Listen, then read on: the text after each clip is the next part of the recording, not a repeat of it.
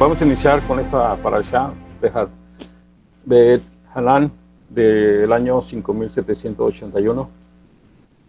Hashem nos permite llegar a ese momento a platicar del libro de Devarim, la segunda parashá, y comienza hablando Hashem, le está hablando a los hijos de los que murieron en el desierto. Y ya sabemos que está hablando de una forma como una reprimenda suave. Pero aquí ahora sube de tono y dice: yo supliqué a Hashem que me permitiera entrar. Pero por ustedes, y los menciona, por ustedes no pude entrar. Cabalísticamente lo entendemos, porque fue el pueblo de Israel, incluyen los seres Rab, sobre todo, que fueron los más participantes, que Hashem cometiera errores. Y el estar parado en la época en que le dijo, el momento en que Hashem le dijo que no golpeara la piedra, sino que le hablara, era un momento histórico, porque iba a cambiar la conducta del golpe por la palabra. La palabra tenía mayor peso, y ahora iba a entrar, a partir de entonces, todo lo que era palabra iba a funcionar. Pero al estar todos viendo lo que hacía Moshe, la energía de toda esta gente, las emociones de toda esta gente que estaba viendo que Moshe hablaba a las piedras y no entendían qué estaba haciendo, hizo que Moshe reaccionara. Y de esa manera perdió la capacidad de honrar a Hashem y se equivocó al no obedecerlo. Entonces por eso ahora les está reclamando: por culpa de ustedes no pude entrar. Entonces vamos a hablar de este tema de una manera cabalística, y el Arizal lo pone muy desmenuzado, muy práctica la interpretación de qué es lo que pasa, por qué pasó esto, y qué nos pasa a todos, porque eso es lo que venimos a hacer, a corregir. Y está hablando 37 años antes de entrar a la tierra prometida. En este momento las palabras que le está diciendo, está hablando en ese nivel. Dice el Zohar y también el Arizal que hay tres estados emocionales en que todas las personas entramos en ese proceso, y el objetivo es crear una madurez espiritual. Una madurez física y una madurez espiritual. La primera fase es la energía de Gibor, que sucede durante el embarazo con nuestra madre, y en ese estado, dentro de su vientre, nosotros somos alimentados por ella y también por las palabras de ella y por todas sus emociones. Todo su Seiranpin nos está afectando. Alegrías y tristezas, todo se graba, y todo está afectando el futuro de nosotros. Normalmente cuando preguntamos a nuestras madres, siempre nos dicen que fue un embarazo bonito y que todo estuvo bien, que fuimos creados con mucho amor y todo lo demás. Pero no sabemos realmente por qué hay cosas que nos afectan, y eso es lo que vamos a tratar de ponerlo en el papel para entender esto. La segunda fase o la segunda etapa es Nikah, que es la época de la lactancia, cuando ya salimos del vientre y ahora somos amamantados por nuestra madre. Y después viene la botella, la teta. Seguimos siendo amamantados y seguimos siendo alimentados por ella. Pero entra ahora nosotros, que es la de pegar. Entonces, y nosotros somos los que tomamos el biberón. No hay libertad aquí. Es un movimiento que se aprende, pero no dependemos ya de nuestra madre, sino podemos hacer esto, ¿no? Si vemos por ejemplo, cuando estamos caminando y vemos la agarramos y la tomamos, no sabemos si ya está echada a perder la leche, pero así es, de esa manera ocurre, ¿no? Hay esa conexión con la madre, y al mismo tiempo se tiende una independizarse de la madre para adquirir su propia comida. La tercera fase es el galut,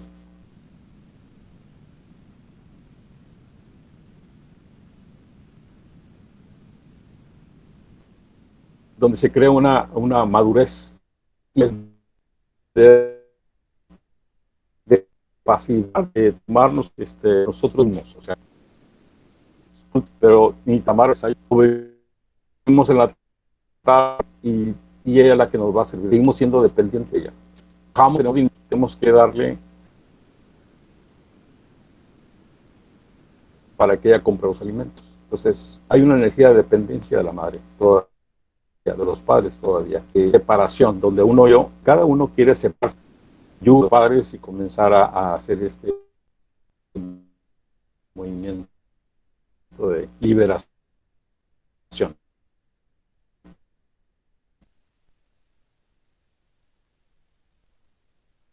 Pero dentro de la casa de los padres. De la amigos unidos y hay todo. Hay tipos que padres que muy complacientes, nos inyectan esa energía. Ya sabemos, el Zohar lo dice mucho, un hijo, el padre extiende sobre el hijo la fuerza de él, extiende la fuerza hacia él, a través del padre. Los ejemplos más clásicos son en el caso de los médicos, los licenciados, que viene la carrera de los abuelos, todos han sido abogados, todos han sido médicos, y ahora el niño queremos que sea un médico más. Y entonces viene toda la fuerza del padre y del abuelo para que comiencen a apreciar. El muchacho no quiere ser médico, quiere ser mecánico. A lo mejor lo peor sería irse de músico, ¿no? Tocar la guitarra, como los años que nos tocó. Y obligados a lo mejor. Y la profesión que usamos no la disfrutamos. Y ese es la clave de la felicidad, es la clave del éxito de la vida. Que todo lo que hagamos debe ser hecho con alegría y felicidad. Si estamos trabajando en un lugar donde odiamos el trabajo, odiamos el lugar, odiamos a los supervisores, ¿por qué estamos ahí, verdad? Entonces nos estamos haciendo un gran daño, a todo el consorcio, a todo el paquete de la humanidad que nos toca. Entonces, ¿cuál es el trabajo que hay que hacer ahora? Porque ese es uno de los trabajos principales que venimos a hacer. Por eso Hashem lo puso en el 5º mandamiento: honrarás a tu padre y a tu madre. Porque es lo más difícil a veces hacerlo, separarse de la presión, separarse de la coerción que hay con los padres, inclusive algunos hasta somos sobornados. Si haces esto, te voy a dar esto, ¿no? Y entonces todo esto en algunas familias es una guerra, separarse de los padres. Pero este es el trabajo que tenemos que hacer. Venir a separarnos del tikkun que tienen nuestros padres y nuestros abuelos. Nosotros tenemos nuestro propio tikkun, pero no debemos de trabajar con el tikkun de ellos. Debemos de trabajar con nuestro tikkun. Ahora, las nuevas almas que están llegando no traen tikkun. Y en las familias donde van a nacer, posiblemente los padres van a inyectar su tikkun a sus hijos. Y estos niños no van a responder porque no tienen tikkun. Entonces, ahí donde va a haber un gran choque de esos niños con los padres. Porque todo lo que los padres les digan, es como decir, se les va a rebalar todo se les va a resbalar. No lo toman en cuenta, no entra en su nivel de captación de los padres, del hijo, perdón. Y entonces, cuando viene esta fuerza, lo vemos a veces en el mundo real. En el mundo real, por ejemplo, tenemos una idea, recibimos un mensaje, Jobá lo recibe, lo transfiere inmediatamente a Binah. Binah lo segmenta, lo separa, se prepara todo esto y va a entrar al momento de la energía de las emociones.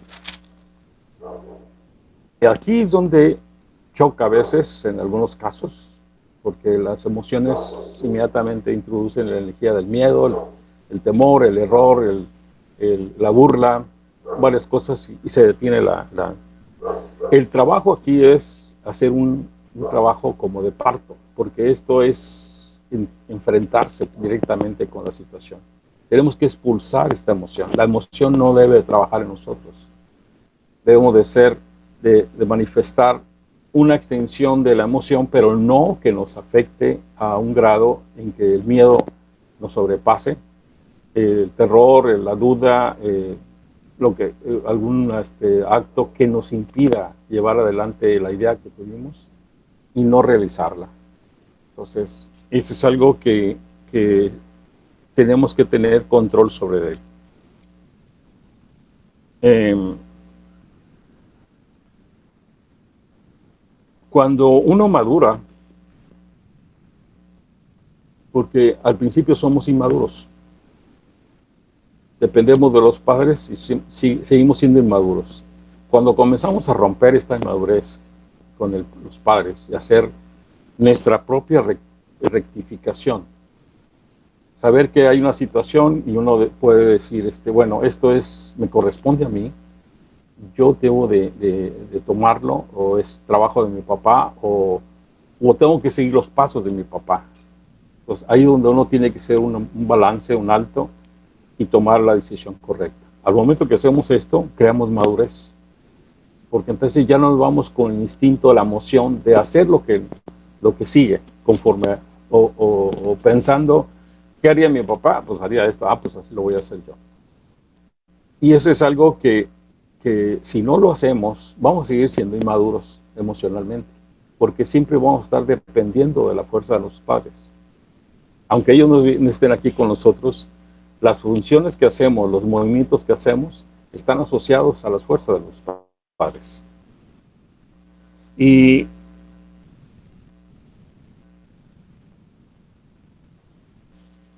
uno crea esta madurez y también la puede perder. En el caso de Moshe fue uno de ellos. Cuando Moshe baja y ve el becerro y destruye, y ya sabemos todo lo que pasa, los muertos, todo, Moshe no acepta quedarse con la tribu, se separa de la tribu y se va a una tienda, a su tienda, la separa del grueso, se separa de ahí. Dice, en ese momento Moshe perdió su nivel de madurez que tenía. Su fuerza espiritual que había logrado, la perdió al momento que vio todo lo que había sucedido, y le afectó, porque también era un reflejo de qué hice mal, o sea, por qué sucedió estas cosas, ¿no? Sabía que los seres raros se habían metido y estaban haciendo su trabajo sucio, pero fue tanto el efecto que se separó completamente y comenzó a él a volver otra vez a rectificar. ¿Qué fue lo que ocurrió conforme a lo que hemos estado hablando ahorita? Que la energía que él recibía de Biná era la madre. La Shekinah, a través de la madre, le daba, y él era el esposo de Biná. Cuando ve esta situación, se separa de la fuerza, pierde la conexión, y no le queda más que regresar ahora con la madre, pero ahora como su hijo. No es el esposo. Ahora regresa como su hijo y deseando el recuperar otra vez lo que se había perdido. Eso a veces nos puede pasar. En los momentos difíciles, cuando uno pierde un ser querido, uno se acurruca, se hace chiquito y busca el contacto con la madre, ¿no? Hace el movimiento hacia la madre. Puede ser un acto sano, pero tenemos que regresar a la madurez. No podemos depender de esa energía, no podemos estar sujetos a esa fuerza para que los resultados que uno crea que están haciendo bien no funcionen. Entonces, así como Moshe lo perdió, dice el Zohar, cuando los líderes suben a los puestos, a veces pierden porque el grueso del pueblo, a través de su capacidad de conciencia, modifica el liderazgo del líder. Y el líder a veces se disminuye, en igual de subir, se disminuye, porque lo rebasa la fuerza del pueblo. Entonces, ¿algunas preguntas aquí? Voy a pasar a otro tema. Entonces, estamos hablando de 3 niveles de conciencia de la madurez e inmadurez. ¿Somos inmaduros o somos personas maduras? ¿Cómo se logra esto? Destetándonos, como dice uno, de la madre, de los padres, del yugo del padre a veces, ¿verdad? Ya sea por el dinero, por la cohesión de la casa, lo que sea, por las ideas inclusive, chocamos a veces en ideas, y no dependemos de ellos. Entonces nosotros tenemos nuestro propio tikkun y debemos de ir a corregir este tikkun. Por eso Hashem pone el quinto mandamiento y lo condiciona. Fíjense en lo que dice cuando está hablando en Éxodos 20, y ahora lo que está diciendo en Deuteronomio 6. Dice, para que Dios te bendiga en la tierra que vas a habitar. Entonces, ¿qué es tan difícil honrar a los padres que Dios tiene que condicionar esta fuerza? Decirle, si tú honras a tus padres, yo te voy a bendecir en la tierra donde vivas, te va a ir bien. Y es precisamente por eso, porque es la etapa más difícil. Podemos amar a nuestros padres y honrarlos, pero cuando nos obligan a hacer un trabajo que ellos quieren que yo haga, ahí es donde encontramos el choque. Si yo no estoy de acuerdo, si no es mi trabajo hacer eso, debo de responder con sinceridad a nuestros padres, ¿no? Y hacer lo que yo pienso que es correcto y debe de ser bueno. Entonces, ¿cómo nos afecta esta relación? Afecta tanto que llega un momento en que ante los padres y ante una situación de rebeldía con todos, con los hermanos,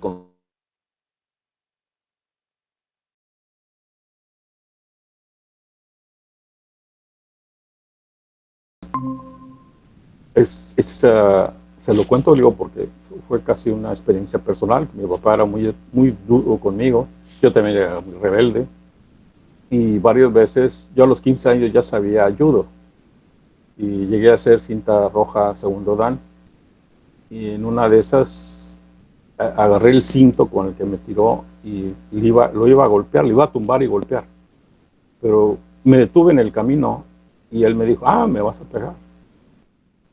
Y me dio miedo, porque dije, no le puedo pegar, ¿no? Pero fue un acto, un reflejo, me han dicho, que me grabó, porque a partir de entonces siempre lo traté a cierta distancia. No quería acercarme mucho con él. Y pasé casi 8 años así, separado completamente de mi papá. Entonces, nos afecta y nos registra este movimiento que hacemos en todas las cosas. Entonces, si ya somos ahorita adultos y vemos algo que vimos en nuestros padres, y en el caso de se grabó lo malo que vimos en alguien, entonces cuando ocurre eso en mí, yo lo tomo como malo. Ejemplo, ¿cuántas veces me ha tocado a 1000 personas que no les gusta que la abracen por la espalda, por ejemplo, ¿no? Se ponen de mal humor. ¿Cuántas personas que contradigan a la persona y responden con una energía muy, muy desconocida, vamos a decir? Entonces, hay ciertos rasgos en la conducta que tuvieron nuestros padres que quedó grabado, y sobre todo en el caso cuando aceptamos al hombre malo o la mujer mala, cuál era la porción. En el caso, por ejemplo, de las niñas, toman al papá como el hombre bueno y la mamá es la mala. Entonces, todas las acciones que hizo la mamá en la vida de adulto, ella va a seguirlas como algo malo que se ocurrió. No era malo, pero porque lo hizo mi mamá, yo lo hacía malo.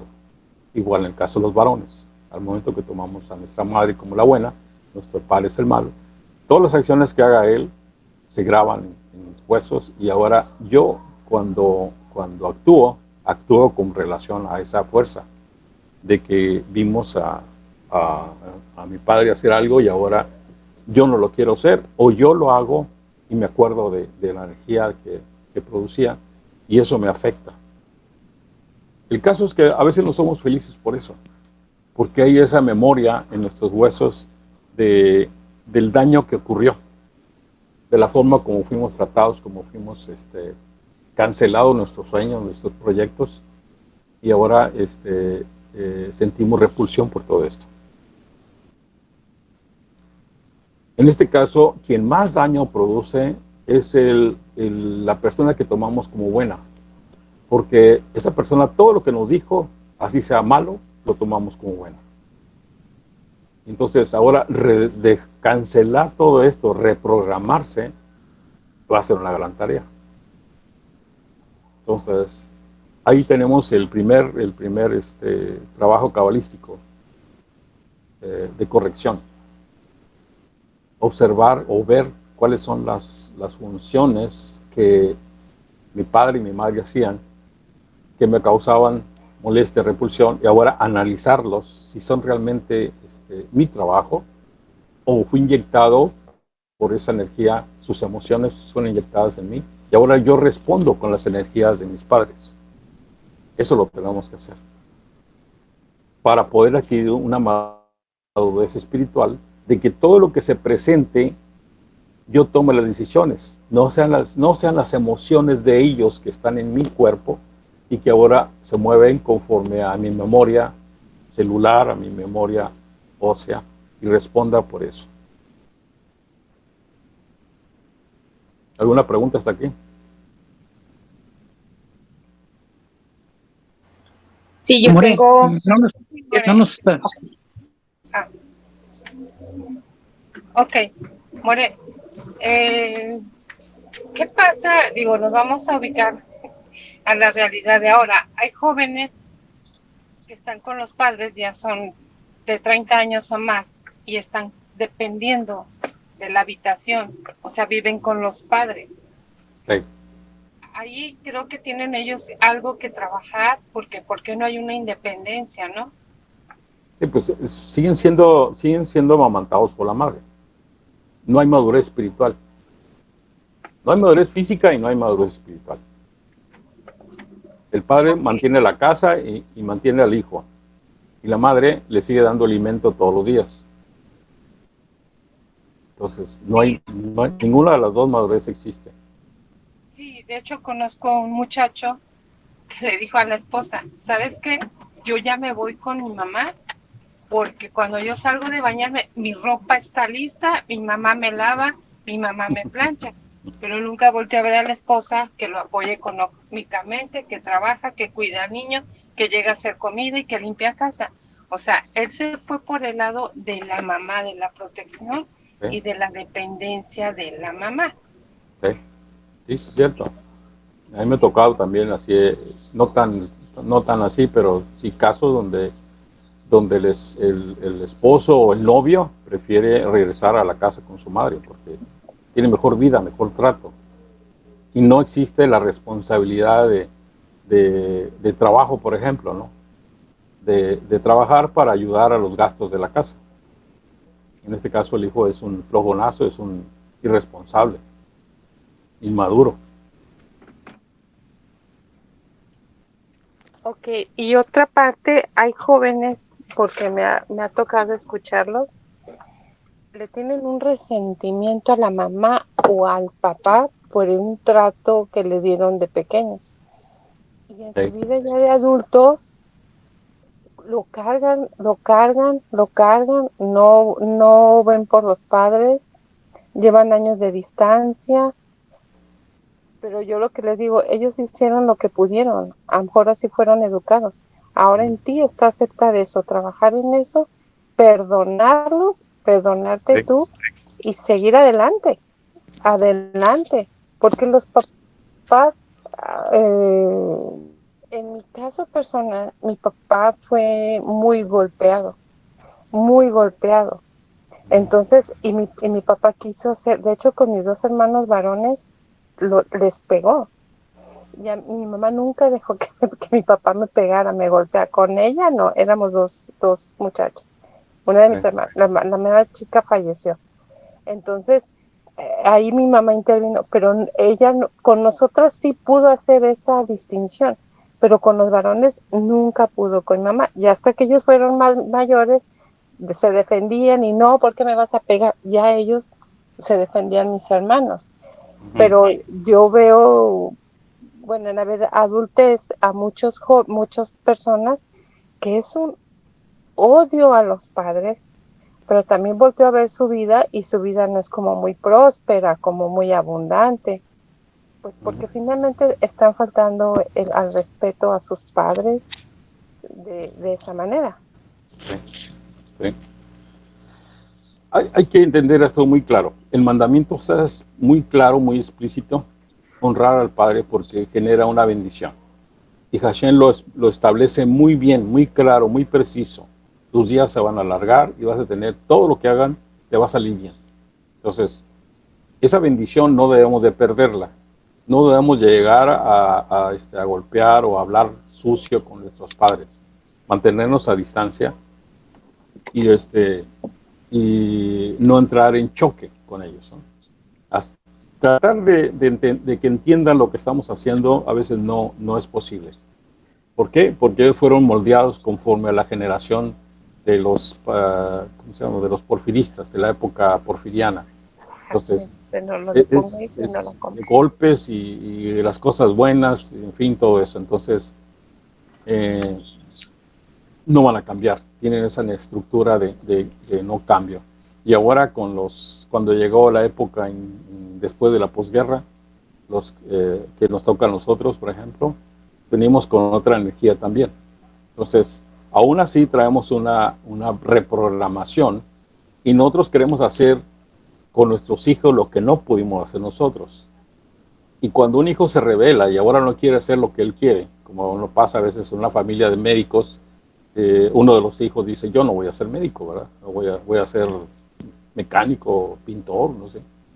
Entonces, la estructura familiar se viene abajo y porque ese hijo decidió no hacer lo que los padres han hecho siempre. Entonces, crea esa rebeldía y esa fuerza, pues va a ser todos contra uno. Entonces, no debemos de romper, pero sí debemos de mantenernos silenciosos, callados y no hacer lo que ellos han hecho por muchos años. Entonces, cosas que nos dicen que nos han reprogramado, saber qué es el evento que estamos por realizar nosotros y ver si es una reprogramación que viene de nuestros padres. Por ejemplo, ¿cómo castigamos ahora a los niños? Es una. ¿Cómo distribuimos el dinero? Es otra. Es muy raro que un hombre de 50, 60 años le dé dinero a la esposa. O sea, me refiero a una cantidad grande, ¿no? Le da para la semana o le da para unos días. Entonces, y el resto él lo maneja. Entonces, todas esas programaciones de los adultos ahora se han venido diluyendo. Y con la nueva generación que viene de niños especiales, ahora se va a detener este movimiento. Pero a nosotros los que estamos en medio, y ustedes también que están ahí, les va a tocar hacer este cambio. Tenemos que lograr una madurez espiritual. No podemos seguir siendo amarrados a la fuerza de los padres, ya sea por el lado del dinero o por el lado del amor, el lado de la teta. Entonces, eso tiene uno que cambiar, tiene que uno suspender esa fuerza. Gracias, More. ¿Quién más dijo?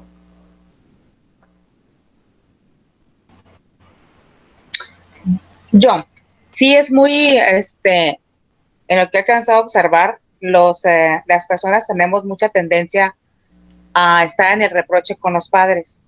Es algo que nos cuesta, ¿no? Yo creo que tiene mucho que ver, por lo menos en mi persona, de que a veces esperas demasiado de los padres. Esperas tanto que caes en el reproche y te cuesta trabajo asimilar que tus padres son personas comunes y corrientes, son humanas, defectos y con virtudes, con aciertos y con errores, pero el hijo que los hijos como que siempre esperamos demasiado de los padres. Y es ahí cuando entramos en el reproche, se nos dificulta bastante salir de él. Por lo menos a mí en la adolescencia me costó mucho trabajo salir del reproche, tanto con mamá como con papá. Sí. Y si nos salíamos a alguno de ellos, también lo viví. Todavía de repente creo que tengo que afinar alguna de mis comportamientos, porque fui muy apegada a mi papá. Y hasta hoy reconozco que como mujer, las mujeres nos hacemos mujeres al lado de la madre, y los hombres se hacen hombres al lado del padre. Si una mujer, por ejemplo en mi caso, que me quedé mucho en la esfera de papá, se me dificultan muchas cosas en la vida, que hasta ahorita lo empiezo como a reconocer, como a visualizar y a tratar de corregir. Pero sí es difícil.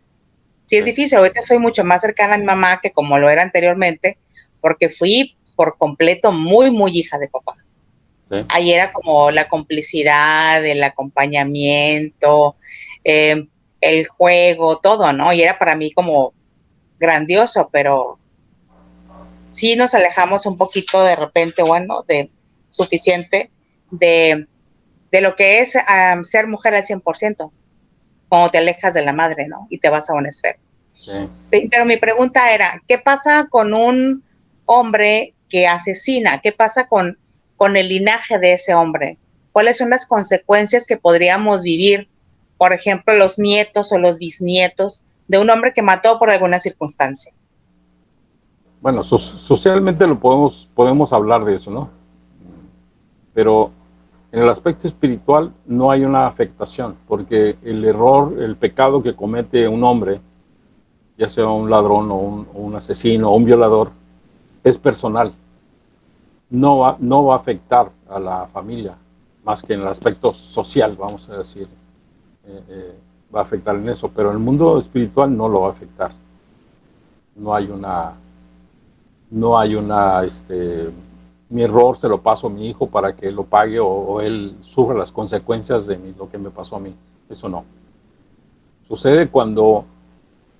Solamente sucede cuando un hombre, ya sea un ladrón o un asesino, enseña a su hijo a matar o a robar. Entonces sí, la generación adquiere esa energía y entonces se va a la segunda y tercera generación. Pero hasta ahí nomás. No es un daño en el caso de que la familia que no participa y solamente observa lo que sucedió. Ok, ¿y no puede quedar impregnada la familia del deseo de matar? Bueno, viene la energía, del deseo de matar. No, en la casa del asesino no existe eso. No hay. Inclusive hay una energía de no atreverse a hacerlo. Donde puede venir la energía de matar es cuando viene el vengador de la persona que murió y viene una persona a vengarse. Ahí sí, entonces nace el hijo o el nieto del asesino que va a tener que matar a otro para zafarse de esta fuerza. Cuando hay una venganza, me refiero, ¿no? Pero no hay una energía de disfrutar la muerte o matando, no existe eso. No hay eso.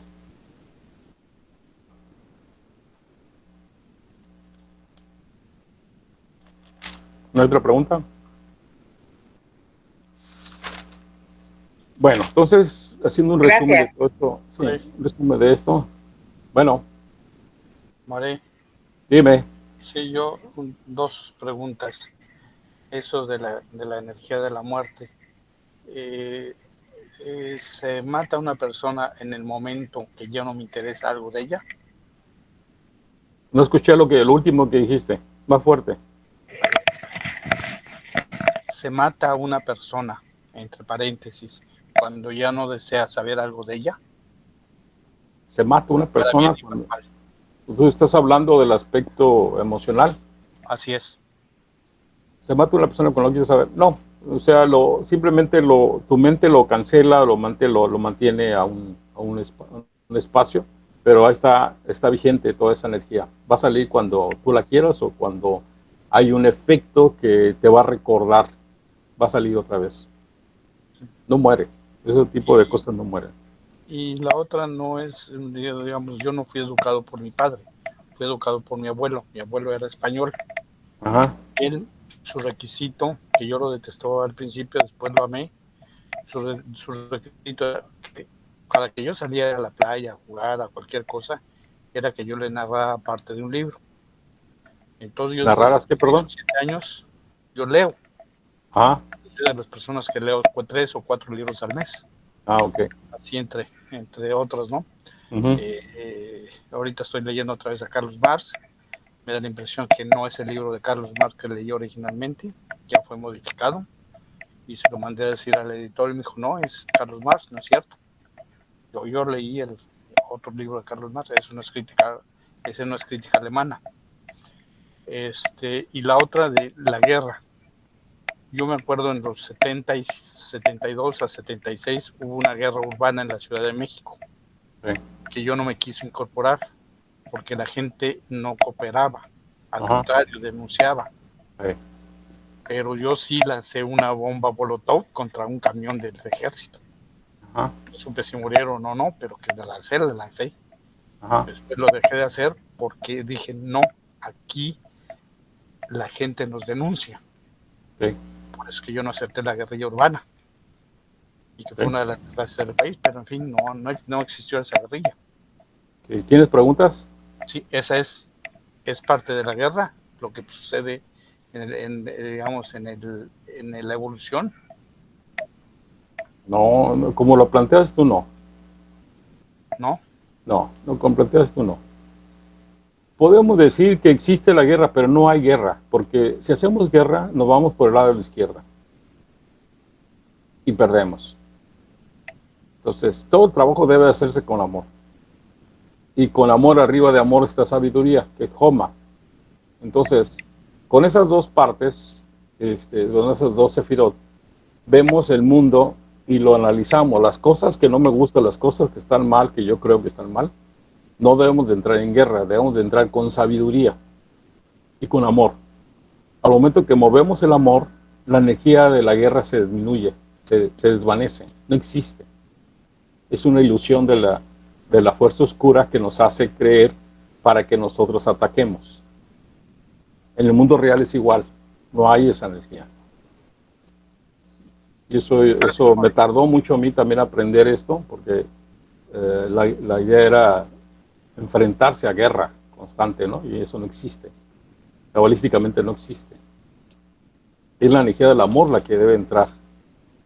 Y cuando movemos la energía del amor con sabiduría, cambiamos el mundo y cambiamos toda la estructura exterior de nosotros. Y se acabaron los problemas. Así de fácil. Bueno, entonces, haciendo un resumen de todo esto, podemos decir que tenemos que elevar nuestro nivel de conciencia ahora a un nivel de madurez espiritual. Y esto se logra saliéndolos de las fuerzas de nuestros padres. Nuestros padres tienen ticunes, nuestros abuelos tienen ticunes, y ellos posiblemente inyectaron estas energías de ellos hacia nosotros. Y nosotros venimos cargando ahora la fuerza de ellos y nuestro propio ticún. Entonces tenemos que entrar a nuestro propio ticún, y cuando aparecen los eventos que son recordatorios del movimiento de ellos, tenemos que saber si es mío o es de ellos. Si es de ellos, lo tengo que tirar. No debo de tocarlo, debo de declarar inclusive, esto que estoy por decir o esto que hice pertenece a una faceta de mi abuelo. Yo no soy así. Ahora, si esto pertenece a mí, entonces esto lo tengo que trabajar. Esta faceta, este actuar, tengo que trabajarlo yo personalmente, porque sí es mío, no viene de nadie. Ahora, posiblemente nos inyectó un profesor, también tiene una conexión, o un amigo que era el líder de la colonia o líder de la escuela, también tiene que ver. Entonces, seguimos pasos, seguimos movimientos, que no son nuestros y están inyectados, y eso lo tenemos que trabajar. Ahora, ¿cuándo trabajamos o cuándo lo hacemos? Todos los días. Pero hay una fecha muy especial que se ayuda a resolver, a avanzar uno en este tipo de problemas. Es en el mes de Lul. En el mes de Lul hay que tocar el shofar todos los días en la mañana. Al momento que tocamos el shofar o escuchamos el sonido del shofar, nos ayuda a desvanecer estos tikkun que son míos y son de mis padres o de mis abuelos. Entonces, sabiendo el comportamiento que ellos tuvieron y la forma como yo hablo, la forma como yo actúo, entonces debo de saber que esto corresponde a una fuerza de mi padre. Cuando llegue el mes de Lul, lo tengo que presentar ante Hashem y pedirle que me ayude a eliminar esta fuerza. Durante 30 días tenemos muchas oportunidades de hacerlo, varias veces para que no queden residuos de nuestra manera de ser. Y hay cosas muy básicas, muy elementales, la forma como hablamos, la forma como coaccionamos a nuestros hijos ahora, la forma como pedimos un favor a los hijos, ¿no? Ahí donde está la forma como fuimos tratados, como fuimos hechos. Independientemente ahora del detalle, por ejemplo, que lo vemos ahorita en personas como de 35, hombres de 35, 40 años, que sus hijos comienzan a jugar fútbol. Ellos no lo lograron, ellos nunca fueron campeones, y ahora quieren que sus hijos sean campeones. Y los tienen todos los domingos viéndolos jugar, béisbol, fútbol, inclusive hasta fútbol americano. Y nunca hemos preguntado si a los niños realmente les gusta ese trabajo, porque están siguiendo el deseo del padre, el deseo de la madre. En el caso de las niñas, el ballet, el piano, ciertas actuaciones que los padres no lo tuvieron y ahora lo buscan a través de los hijos. Esto también tenemos que valorar. Si realmente es un deseo del niño o es mi deseo que yo quiero que él sea o ella sea como yo digo, como yo quiero. Lo que no conseguí, ella lo consiga.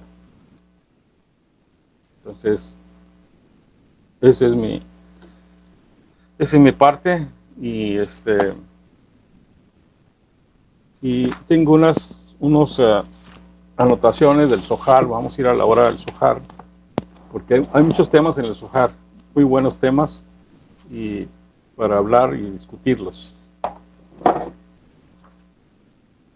Creo que no hay nadie, ¿no? Ahorita pendiente de una pregunta. En el capítulo 12 de la parashá del Zohar habla de la Mezuzá.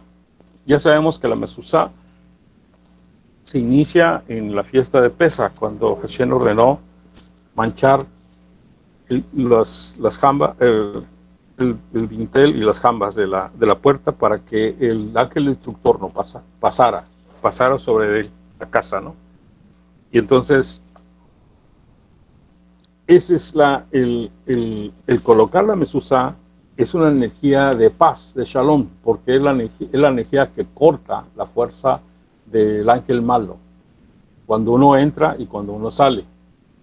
Entonces, el aspecto de la mezuzá colocada con la letra Shin y el nombre de Shaddai, debe ser el Shaddai, ayuda a que el Todopoderoso nos ayude a que cuando uno llega a la casa y toca con la mano derecha, la energía de maldad que uno traiga o el acompañamiento que uno venga con fuerzas oscuras sean como un choque de energía eléctrica, salgan todo, las chispas, salgan todas las entidades y entre a la casa con paz, un shalom. Cuando salgo, dice, el ángel malo está pendiente y a la salida busca en su lado izquierdo la maldad que él pudo haber creado o puede todavía residuos de la maldad que traiga y lo va a acusar.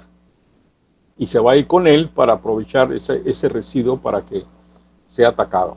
Entonces, ahora se toca con la izquierda para que la izquierda se fortalezca y esa energía que uno trae todavía guardada aquí salga como como un chispazo de energía, un corto circuito. Entonces la mezuzá nos ayuda a mantener esa paz dentro de la casa y a fortalecernos para que cuando salgamos de nuestra casa, la Shekinah nos acompañe. Y no cometamos errores, mucho menos lleguemos a crear un pecado.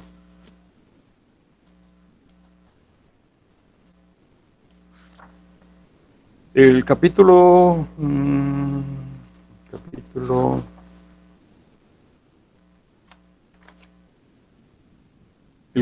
16 habla de que algo que no debemos de hacer. Y a veces lo vemos en muchas casas, en los pueblos se ve mucho. La familia o la señora de la casa trapea, lava los trastes, hace algo, y el agua sucia va y la tira enfrente de la casa. Entonces, esa agua sucia es un regalo para el ángel de la muerte. Entonces, si uno por la puerta donde está la mezuzá o la puerta por donde entramos siempre, la mujer tira el agua ahí, a los pies de la puerta, él le autoriza al ángel malo a que entre. Entonces, si no había entrado, ahora va a entrar. Y no va a entrar él, va a entrar todos los destructores que quiera para destruir nuestra casa. Entonces, por favor, esta acción que a veces las mujeres lo hacen inconscientemente, deben detenerse. Y si ustedes tienen una vecina, deben de decirle, explicarle el daño que se produce cuando avientan el agua enfrente de su casa y sobre todo cuando está cerca de la puerta. ¿Ok?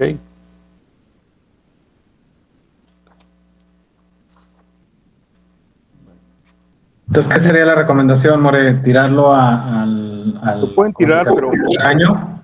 Lo pueden tirar, pero más lejos. Me refiero no en el cuadro enfrente de la casa. A la vecina. A la que te cae gorda, ¿no? En el granaje, ¿no, More? En la coladera. En la coladera. Pero muchos, como tienen piso de tierra, ¿no? O en la calle, inclusive en la calle, muchos tiran el agua en la calle porque es de tierra, no está pavimentado. Entonces se puede aprovechar y hacer esto. More pregunta.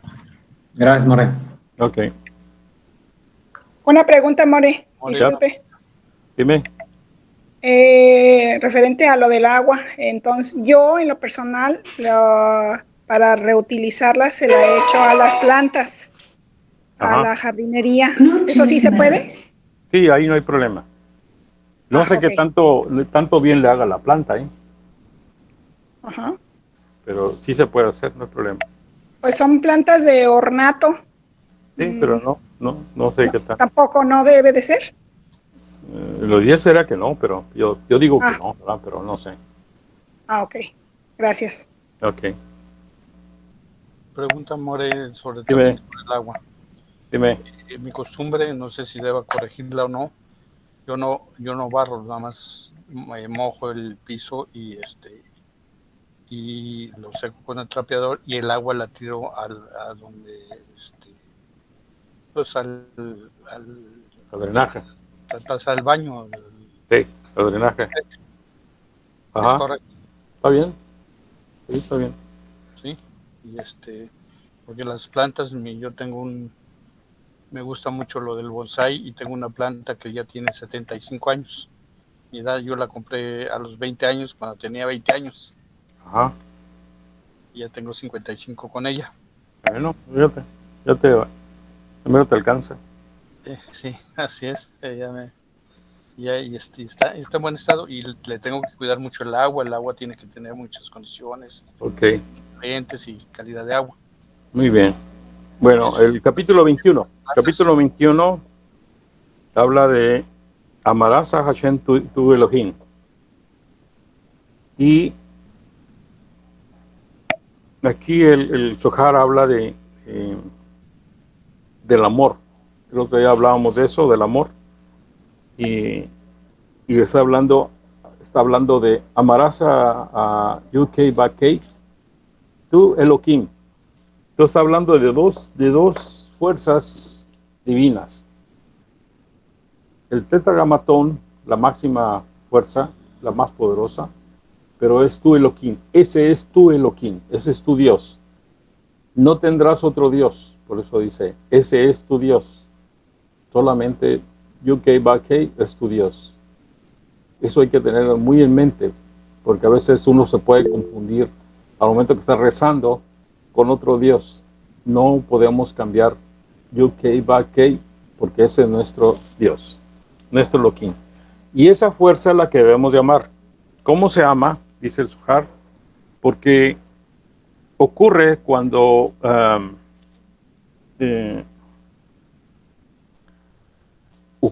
uno está conectado con el Creador.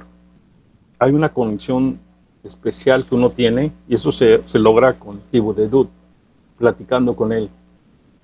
Creamos esa fuerza de identidad. Nos unimos al uno y formamos parte del uno, y estamos compenetrados del Creador. Y entonces viene la unidad con Él, y hacemos que los dos corazones funcionen. ¿Por qué dos corazones? Zohar dice dos corazones. Porque hay un corazón bueno y un corazón malo. El corazón bueno es como amamos a Dios porque todo nos da y estamos felices y contentos. Y el corazón malo porque cuando vienen los problemas nos preocupamos, nos ponemos de mal humor, pero con ese corazón debemos de amar a Hashem. Por eso todas las cosas que uno vive y disfruta debemos de sentirlas como únicas, o sea, es uno, es una fuerza única. Y así sean malas para nosotros, debemos de verlas como algo bueno, que viene del Creador. Todo es para bien. No sabemos adelante qué va a ocurrir, pero todo es para bien. Entonces, con el corazón malo que tengamos, con ese corazón debemos amar a Hashem.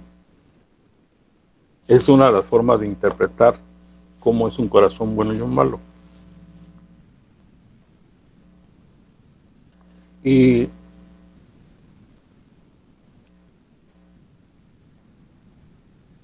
la otra, bueno, y en el caso de cómo interpretar con toda tu fuerza.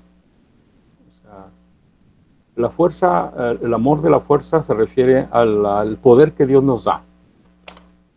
Nos da poder, la capacidad que estamos experimentando al estudiar Zohar, al estudiar Torah.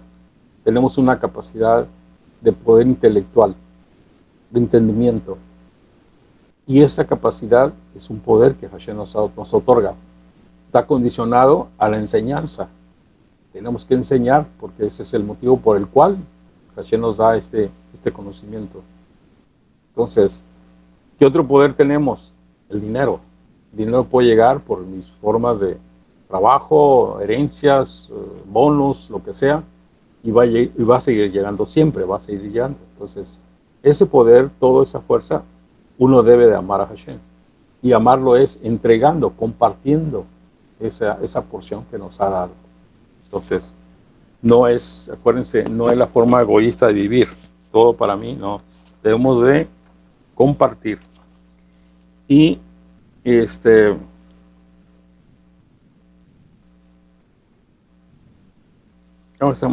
más complicado hablar de este tema de ataque de Istá.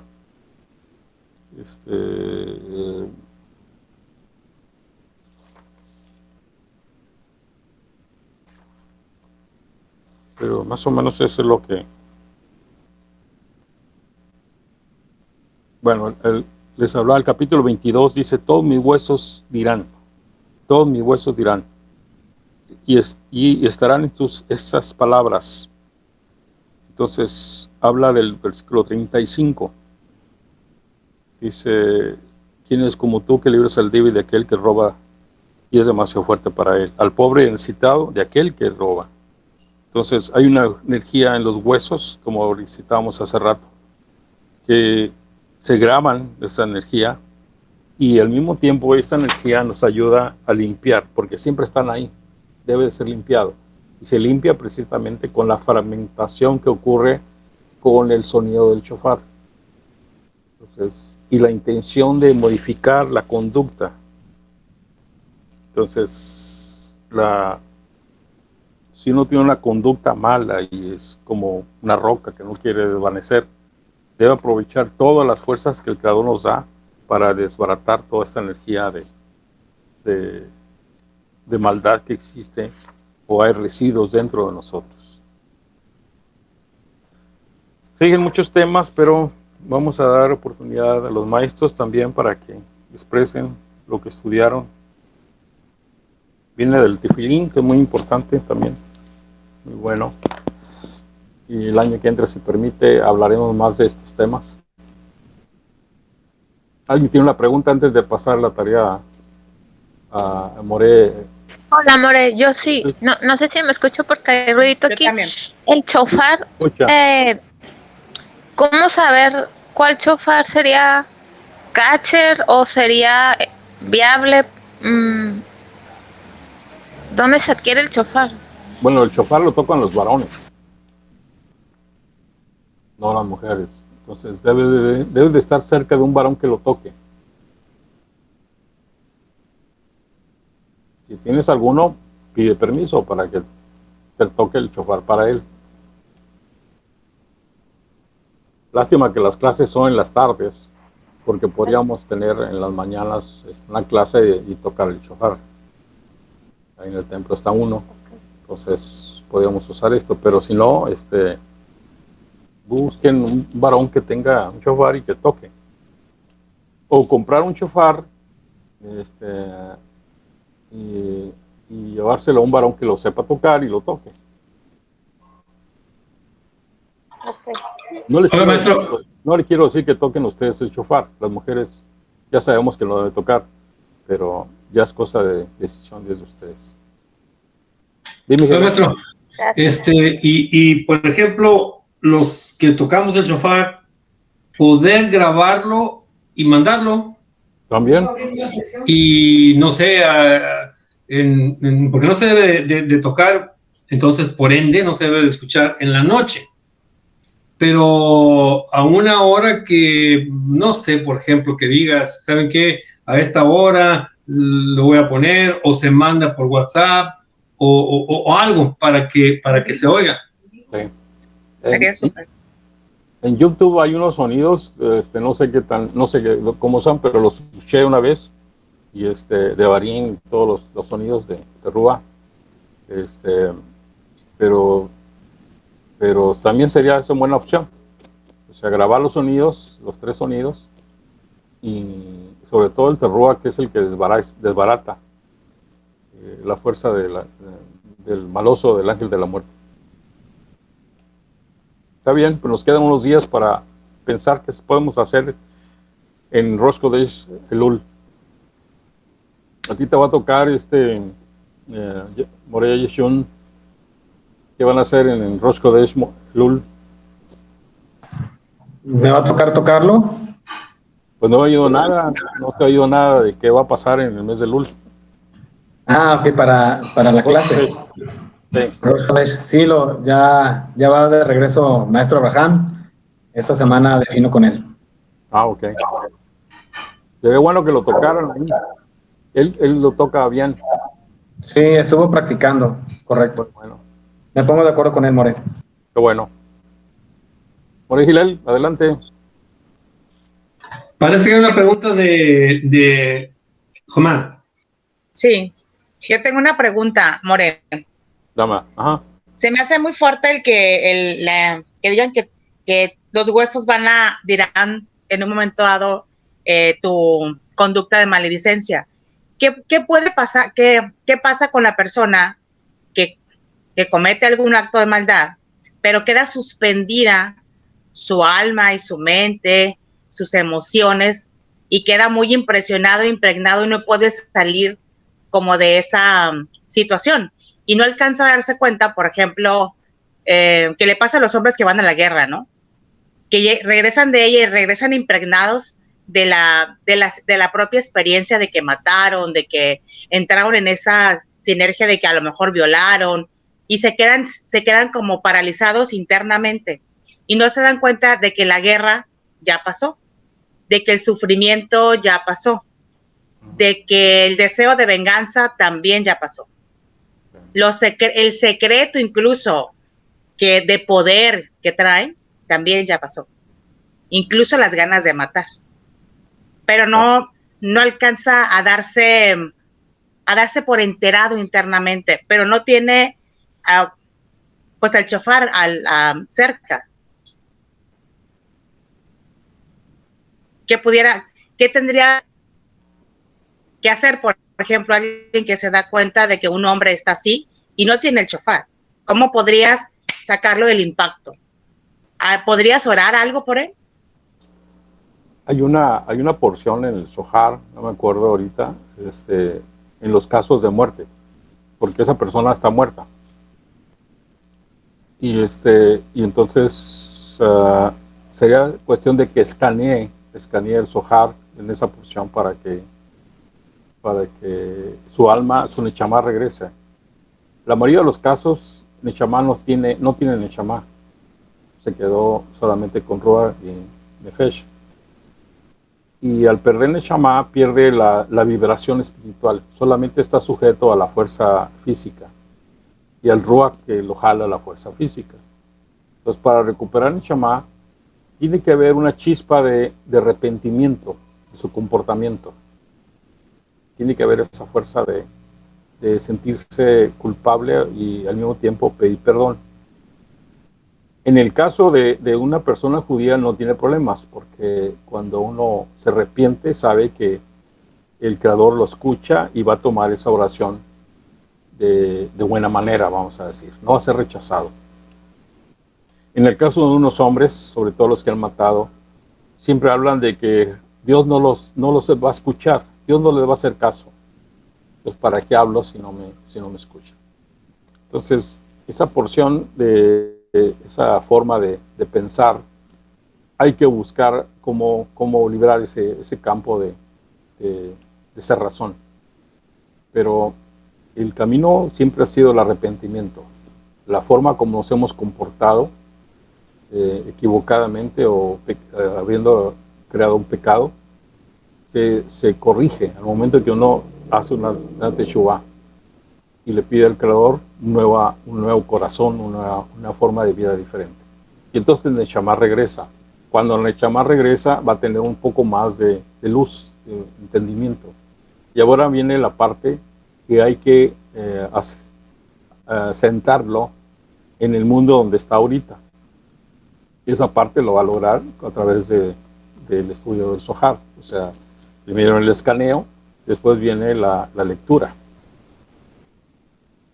Entrar a mandamientos, pues ya como rompió los principales, que es el matar, tiene que borrar esa fuerza. Si lo logra borrar, entonces va a comenzar a hacer cambios en su vida.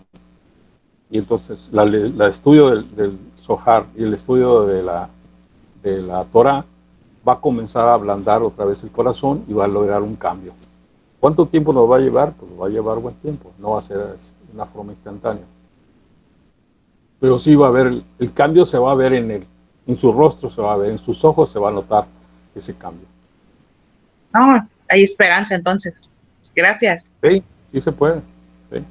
Ha habido casos en la vida real que han sucedido y se han corregido, se han hecho grandes movimientos, precisamente a través de Zohar.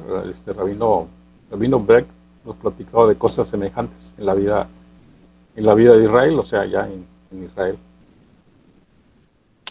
Hola a todos. Sí, adelante. Sí, hola a todos. Es la primera vez que me conecto. Solamente tengo dos preguntas muy rápidas. La primera es, ¿cuáles son esos libros que necesito para poder estar pues estudiando mientras estamos en la clase? Y ¿dónde los puedo conseguir aquí en Tijuana de manera inmediata? Para no tener que ordenarlos en línea. Bueno, me imagino que tienes una Biblia, tus padres tienen una Biblia, o cómprate una Biblia. Sí. Ahorita nosotros no tenemos, ahorita creo que no hay Biblias, pero no estoy seguro. Pero cómprate una y comienza a leer los primeros capítulos de Génesis, despacio y sobre todo meditando, porque ahí está la clave de cómo fuiste creado, la energía de la fuerza como fuimos creados, y la fuerza para qué estamos hechos, a qué venimos desde el inicio de la creación. Después te vas a topar con situaciones como el diluvio, la Torre de Babel, que fueron lo peor que pudo haber ocurrido. Pero cuando llegues a la historia de Abraham, ahí comienza a haber un cambio. Porque Abraham, el primer movimiento de Abraham con la energía de Gesed, porque era muy hospitalario y hacía que la gente se lavara y comiera gratis, solo por bendecir la comida después de que comían todos en el desierto. Entonces, imagínate que tuviera la Coca-Cola y se las dieras gratis en el desierto, pues todos estarían felices, ¿no? Entonces, él inicia con este movimiento y es el primer cielo que baja, después de todas las cosas mal que se habían hecho, primer cielo que baja. Entonces, ahí comienza tú a leer y a estudiar toda esta parte, despacio, sin correr, y ir entendiendo la vida, porque es la vida de él. Y luego si lo terminaste, te vas con Isaac y luego con Jacob. Y así te vas hasta Moshe, en Éxodos. Entonces, ya para entonces llevas ya un mes o más de un mes, y pues vas a seguir oyéndonos, platicando. Si quieres, métete a la página de Rafael Gambriel en YouTube. Hay varios videos ya de lo que se han hecho. Escoge tú los que quieras, comienza a estudiarlos. En el caso del Zohar, el Zohar que tenemos nosotros es un Zohar solamente en hebreo. Y lo usamos para meditar en las letras hebreas. Sí. Entonces, todavía no llegas a ese nivel. Hashem te bendiga más adelante y lo puedas hacer. En el caso del Zohar en español, hay varios libros, que ahorita hay unos en el centro, y si quieres la colección completa, pues tendrías que pedírselo a Kabbalah Center de Los Ángeles, o comprar 2 o 3 libros de Kabbalah Center. Pero a lo mejor también va a pasar lo mismo, vas a leerlo y a lo mejor te va a doler la cabeza y no vas a poder entender mucho. Entonces, lo primero, y te recomiendo, es comenzar a leer la Torah, desde Génesis hasta Shemot, todo lo que es Éxodo, y ver los videos que hay ahorita. Rabino Polichenko también está ahí con nosotros, él tiene sus videos, entonces escucha, ve todo lo que estás viendo. Si tienes preguntas, ya sea que te metas a mi página y preguntes, o cuando estés en clase me digas la pregunta que tengas. ¿Ok? Muy bien, entendido, gracias. Ángelo es tu nombre, ¿no? Sí, Ángelo. Ok. Muy bien. Gracias. Jorge Gilel. Muy buenas noches, Bro Hashem, estamos aquí nuevamente. Muy agradecido a Hashem porque es otra oportunidad de poder, primeramente, estar oyendo, compartiendo con ustedes, y luego, bueno, que me dan la oportunidad de expresar algunas cosas acerca de lo que es Kabbalah y de lo que es judaísmo y Hasidut. Si me permites, Ángelo, también te puedo decir esto. Definitivamente, si tienes por ahí una Biblia, de preferencia, ¿verdad?, que sea judía. Okay. Porque las Biblias de otros procederes están adulteradas. Esto es, ya hicieron cambios. Y precisamente esta parashá nos recuerda eso. Esta parashá habla de esto, de que no le agregarás ni le quitarás nada a la Torah. Acá, cuando hablamos de la Biblia contiene no nada más la Torah, sino contiene otros libros más. Todos esos libros hacen la Biblia, ¿ok? Entonces, aquí lo que el maestro, el Morete, te está recomendando es que leas un Humash o Torah, ¿ok? Procura que sea judía, ¿ok? Si no, bueno, de todas maneras léelo, nada más que a mí me llama la atención eso de que ha sido cambiado. O sea, el texto ha sido cambiado, lo ha modificado para que quede en su manera de pensar, en su manera de ser. Entonces, por un lado. Por otro lado, y eso es muy bueno, o sea, el Génesis o Bereshit, que es como lo conocemos, es por donde sería muy bueno que comenzaras, ¿ok? Es muy, muy, muy seguro, lo dije 3 veces, que necesites de por decirlo así, un tutor. Bueno, está el maestro. El tutor no puedes, ahora con estos medios de comunicación es bien fácil. Si te abonas a una de sus cuentas, le puedes hacer la pregunta a él directamente. Si te inspiro confianza, podrías también conectarte conmigo, ¿ok? Para tus preguntas. Porque una vez que uno empieza a estudiar, le salen muchas preguntas. Entonces, para manera de poder entender más y poder avanzar, la interacción con los maestros es básica, es fundamental, ¿ok? Sea la voluntad de Hashem que cuando empiezas a leer, no te desanimes. No porque la Torah te va a desanimar, sino a veces precisamente porque no se le entiende, dice, bueno, si no le entiendo, ¿para qué le sigo? No, debe ser al contrario. Por eso es que te pido, por favor, que no la pienses y contactes al maestro, contactes a los otros maestros que están también, ¿ok? Porque te van a ayudar mucho, Hay otra serie de libros, son 5, o sea, uno por cada libro de la Torah, que se llama, en español, se llama el Midrash dice, ¿ok? Entonces, sería bueno que te compraras, como estás empezando a leer Bereshit, te compraras el primer libro de el Midrash dice. No sé si maestro lo tengan ahí en el centro a la venta. Si no, lo puedes comprar. Mira, el maestro Yehudá te lo está mostrando. No sé si lo puedas ver, ¿verdad? Fíjate cómo dice el Midrash dice, ¿ok? Son 5 porque es uno por cada uno de los libros de los 5 libros de la Torah. Si no los puedes conseguir, es que ya se pueden vender en cualquier parte. Nosotros hemos comprado libros hasta en Argentina, ¿ok? Pero si los tiene ahí el centro, pues es mejor que los compres ahí en el centro de la Kabbalah con el maestro. Si por alguna razón ya no se pueden conseguir, el maestro ya nos puede conseguir para podértelos vender, pues entonces podríamos auxiliarte de otra manera. ¿Por qué el Midrash? Platiqué he platicado con mucho, pero platiqué con un rabino de Chabad, o sea, un rabino hasídico, y platicando dice, bueno, una persona que comienza, cómo se le hace y demás, y convenimos los dos en que el Midrash es bueno. ¿Por qué quiere decir Midrash? Son relatos, algunos los llaman cuentos, algunos los llaman historias, ¿ok? Pero son relatos, y como son relatos, son muy digeribles.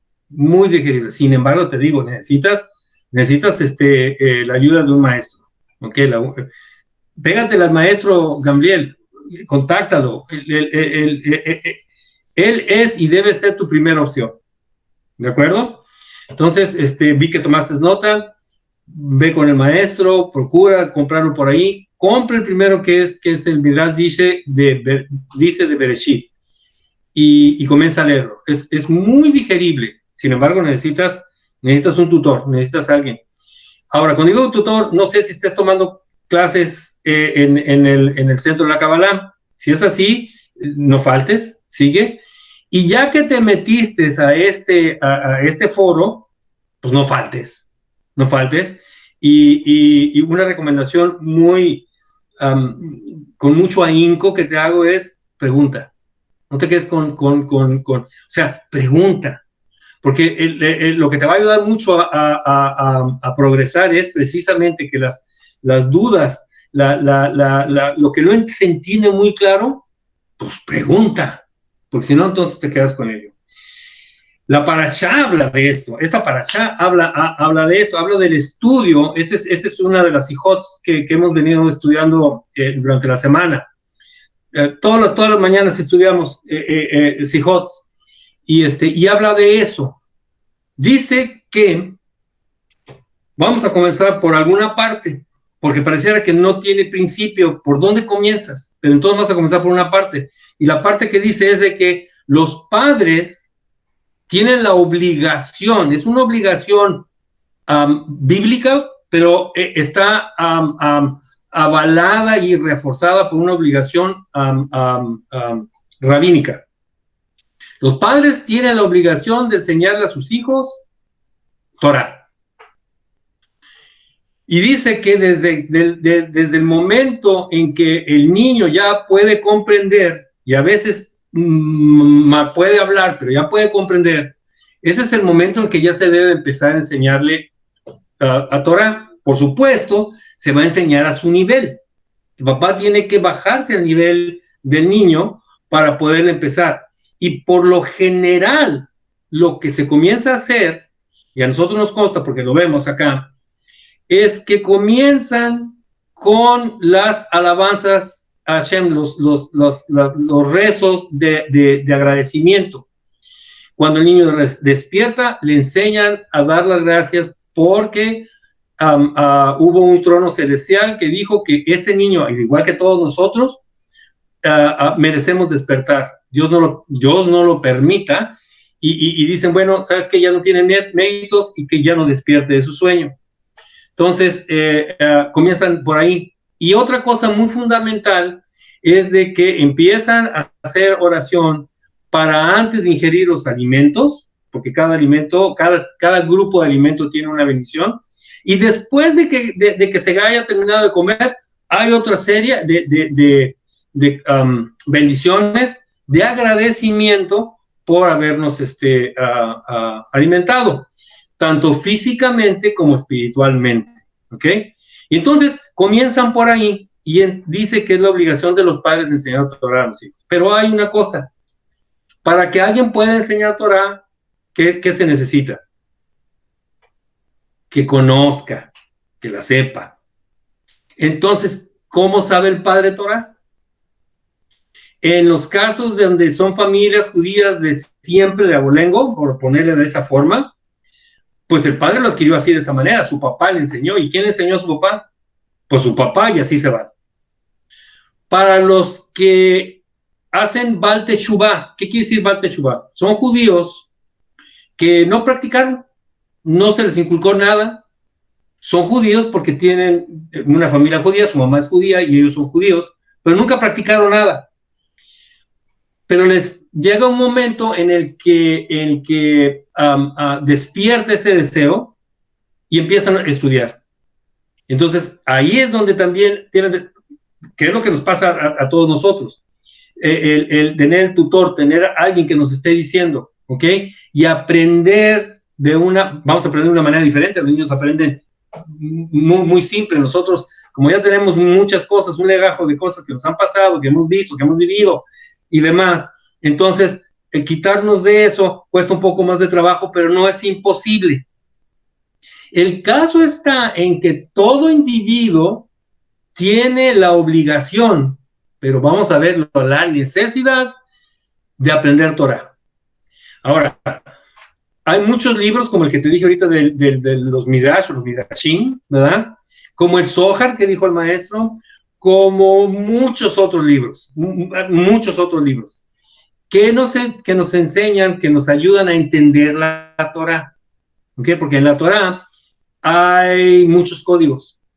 Entonces, lo que comenzamos nosotros a hacer, y es probable que te pase, lo digo por mí y por todos los demás, se empieza a leer la Torah literal, y entonces uno lee lo que viene ahí y dice, esto es literal, y lo entiende de esa manera. Pero sabemos que eso literal es nada más lo de arribita. Conforme vamos sabiendo más, entendiendo más de los secretos, nos vamos a dar cuenta que esas palabras dicen algo más. Pero resulta que esas palabras, dice, ya lo descubrí. Cuando uno descubre esas palabras, resulta que esas palabras también llevan a algo más profundo y más profundo y más profundo. Eso es muy bonito, ¿ok? Y eso cambia la vida de las personas. Y eso cura a las personas. Y eso alivia de los ticunes que nosotros podamos tener y que tenemos. Se habla de los que fueron a la guerra, de los que todo eso. Son personas que necesitan saber de esto, porque una vez que se sabe de esto, se van a dar cuenta, también platicaba con otros rabinos, de que los que van a la guerra son o no son asesinos. El mandamiento está de no matarás.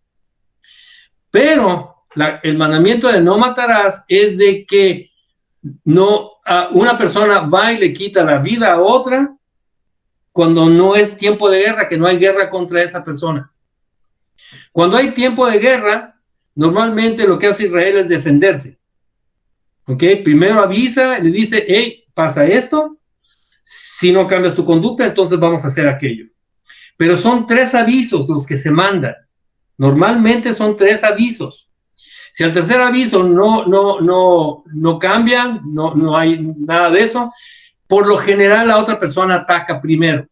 Y entonces nosotros estamos autorizados a defendernos. Nosotros como humanos, nosotros como tú y yo que somos ahorita, pero nosotros como pueblo de Israel. Israel tiene el derecho de defenderse.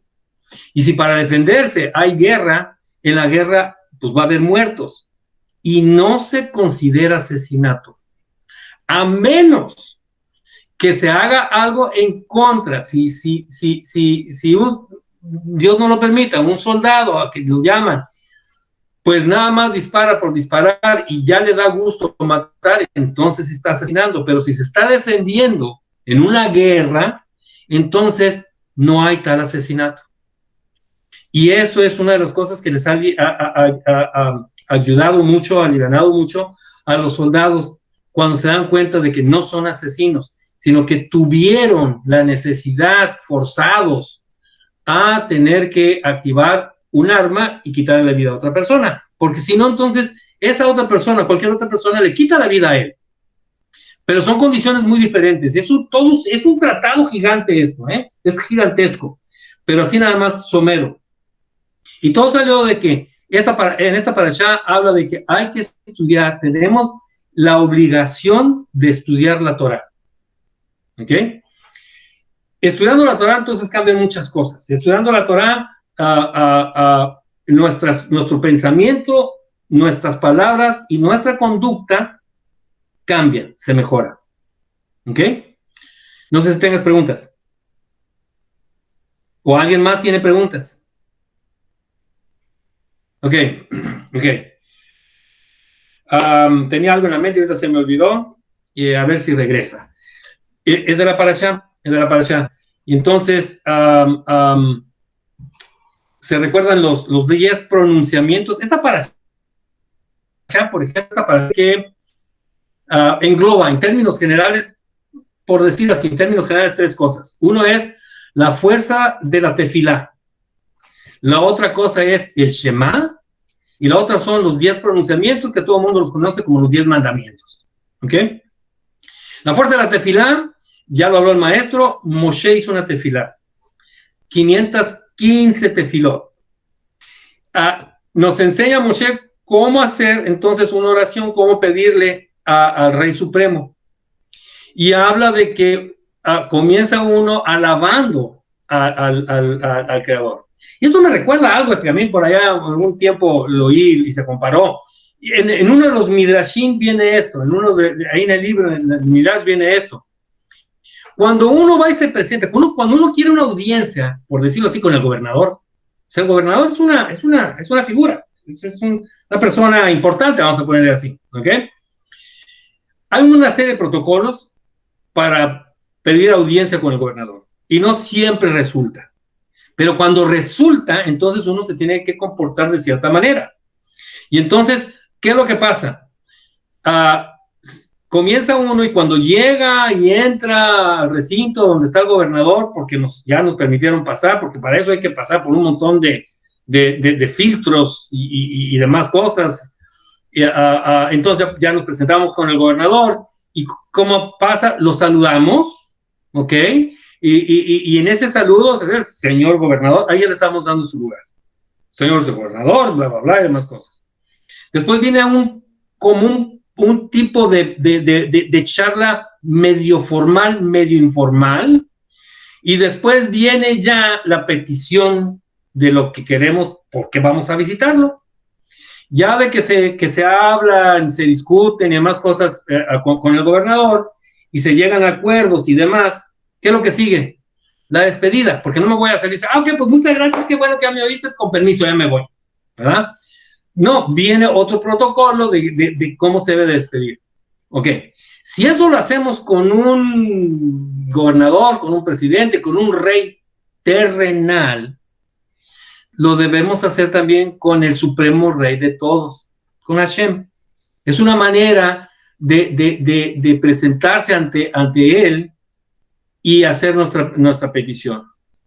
No está garantizado que nos vaya a otorgar lo que le estamos pidiendo en ese momento, porque influyen muchas otras cosas. Influye también todo lo que es nuestro pensamiento, nuestras palabras y nuestras acciones que hemos tenido. Y la intención, las ganas se llama kavaná, la kavaná que nosotros tengamos para hacerlo. Y además el recurso que el maestro acaba de explicar, que es el hibodedut. El hibodedut es una charla informal con Hashem. Todos podemos tener una charla al momento que lo querramos con Dios, con Hashem. Así de fácil está.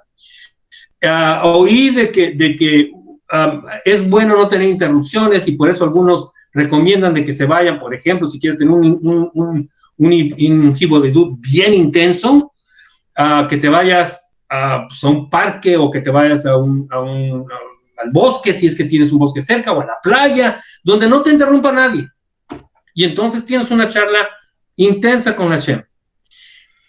Pero no es la única manera. Inclusive si tú manejas y te levantas de tu casa porque tienes que ir a trabajar, en el camino apagas tu radio y puedes tener una plática con Hashem.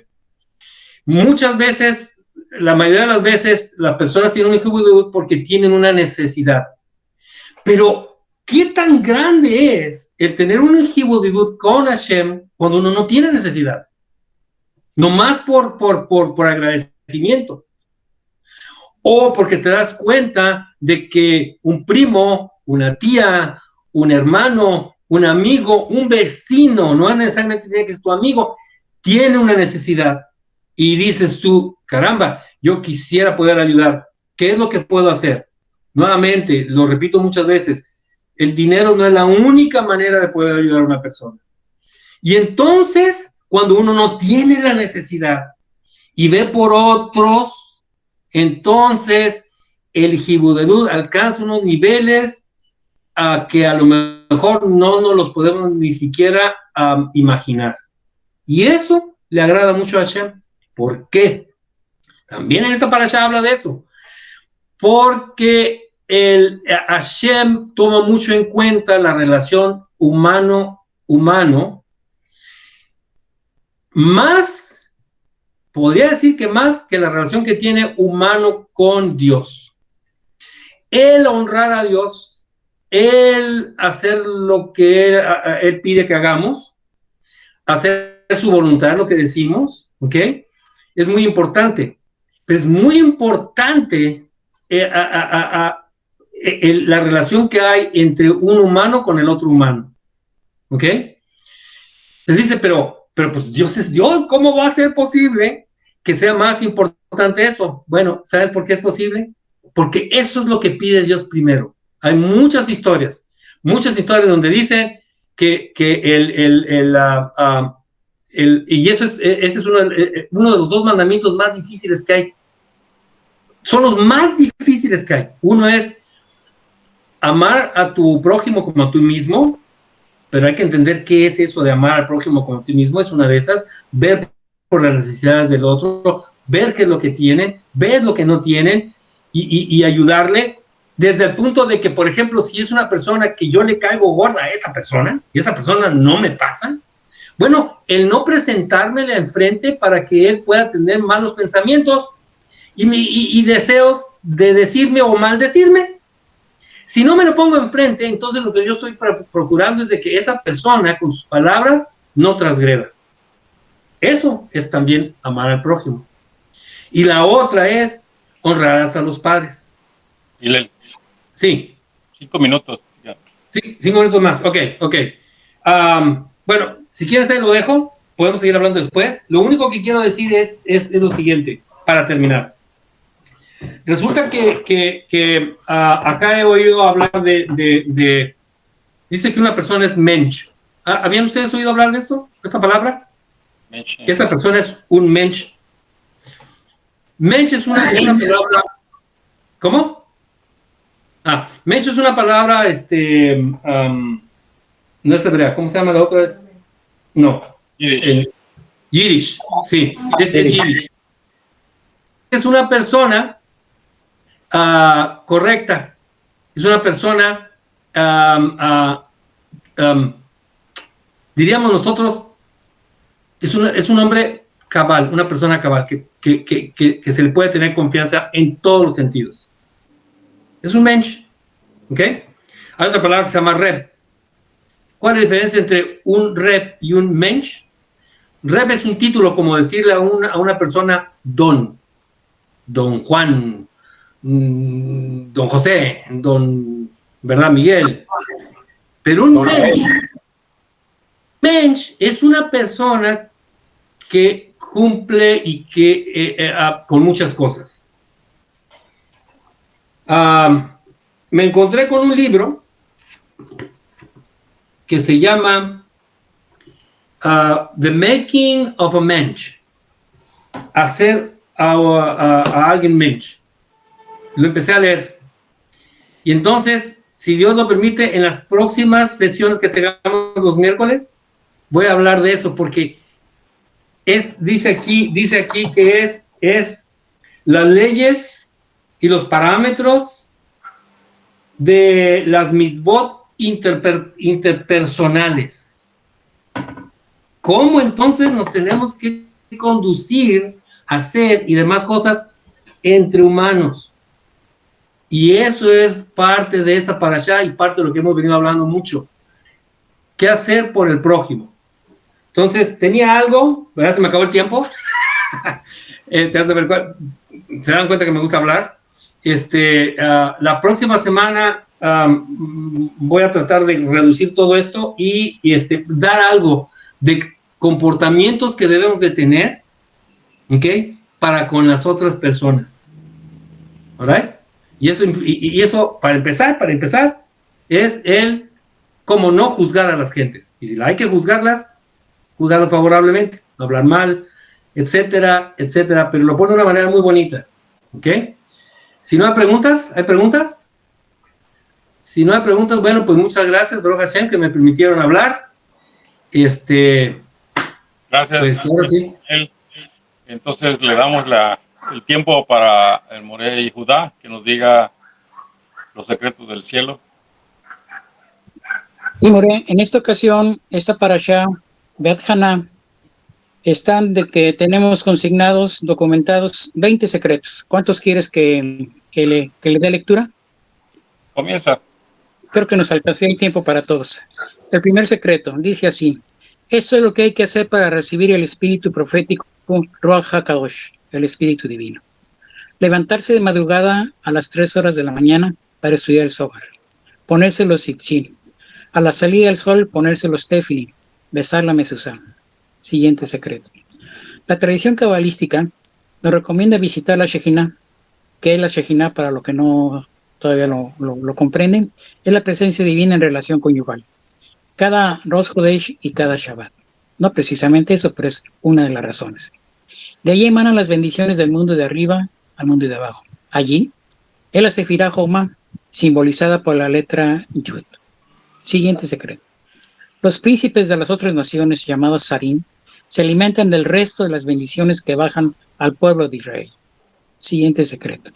El hombre que se consagra al estudio y aplicación del nombre de Dios no debe temer nada, porque es cuidado desde las esferas celestes. Siguiente secreto.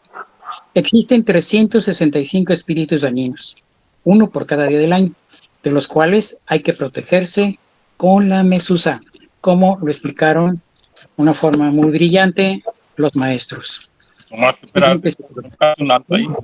Está hablando de 365 ángeles malos para los hombres que, ya sea que no tengan mezuzot, o que su actuar era malo, es malo.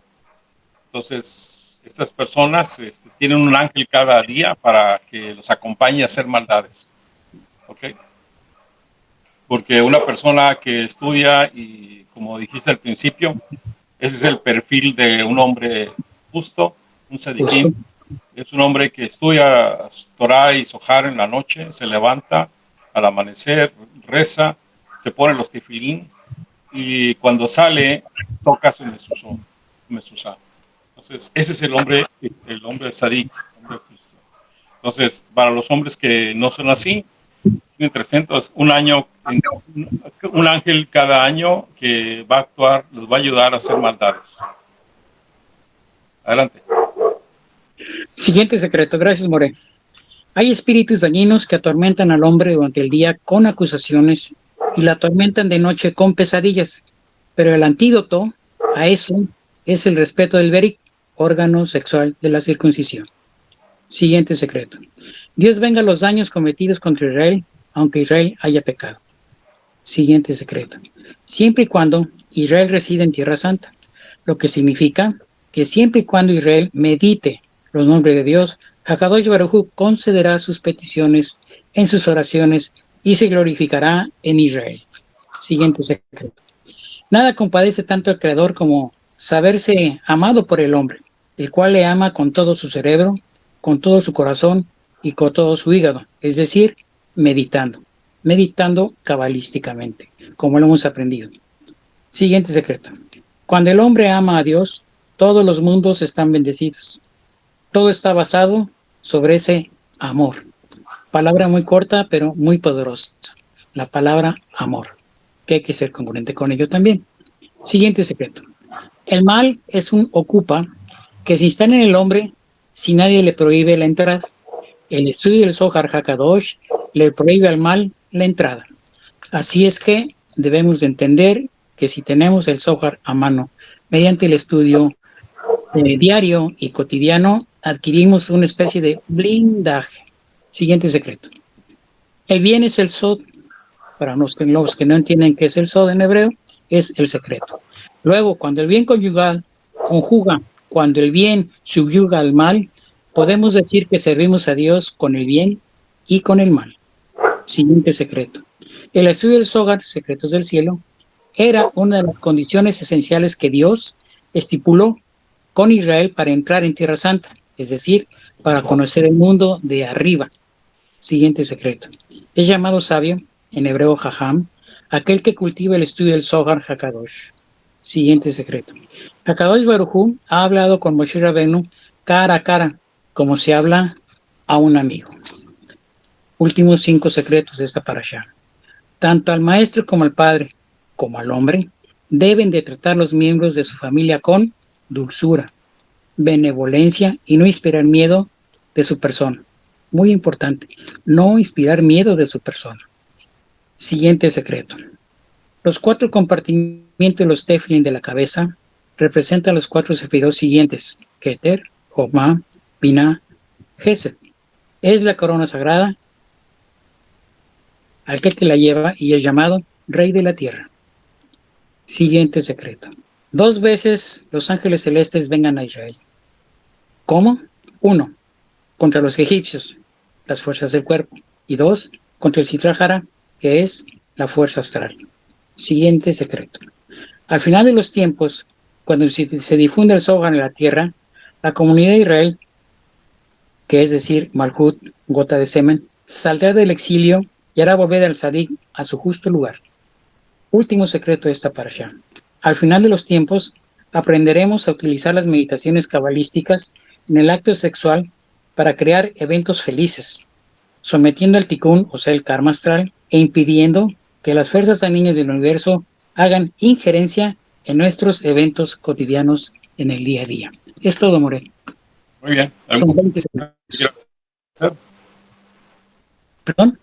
¿Algún agregado quiere hacer? No, por obvio el tiempo. ¿Una pregunta que quieran alguien hacer? Bueno, comento sobre el cuarto mandamiento. Honrarás al Shabbat. En las primeras tablas aparece la palabra shomer. Shomer significa guardar. Y Hashem ordena, no es una orden, el primer mandamiento no es una orden, sino está dando una recomendación, está dando una instrucción. Entonces, aparece como honrar, guardarás. Pero ahora con Moshe, cuando está hablando de los 10 mandamientos, y le toca hablar del cuarto mandamiento, habla y dice,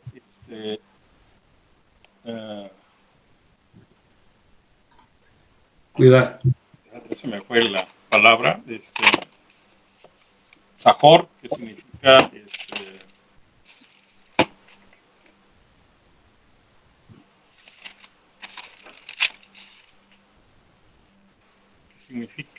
Shamur es primero guardarás y después dice honrarás.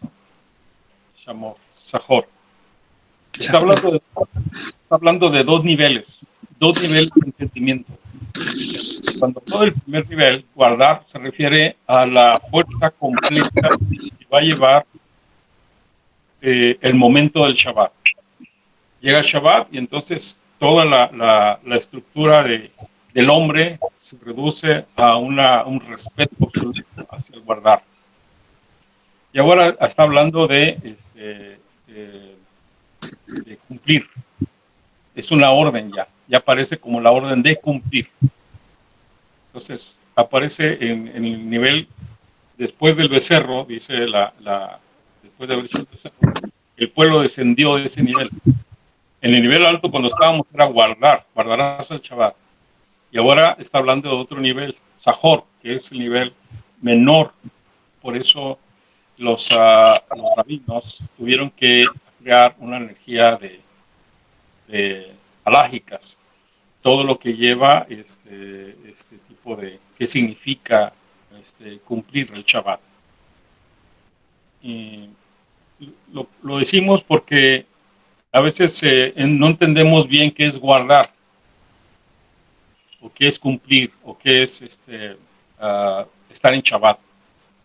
Entonces, a mayor capacidad de entender la halajá, sabemos que guardar implica todo lo que es la vida cotidiana diaria de nosotros en los 6 días de trabajo.